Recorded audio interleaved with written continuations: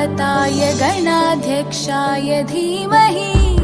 गुणशरीराय गुणमण्डिताय गुणेशानाय धीमहि गुणातीताय गुणाधीशाय गुणप्रविष्टाय धीमहि एकदन्ताय वक्रतुण्डाय गौरीतनयाय धीमहि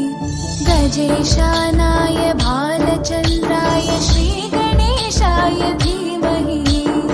एकदन्ताय वक्रतुण्डाय गौरीतनयाय धीमहि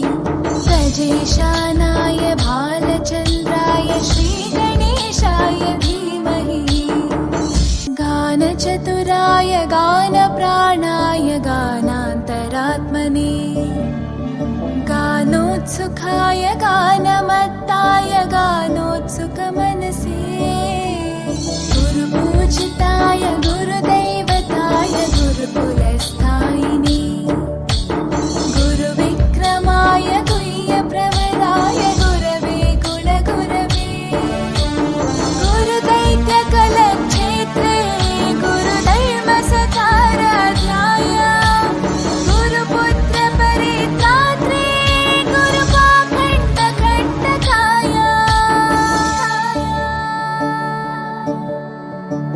गीतसाराय गीततत्त्वाय गीतगोत्राय धीमहि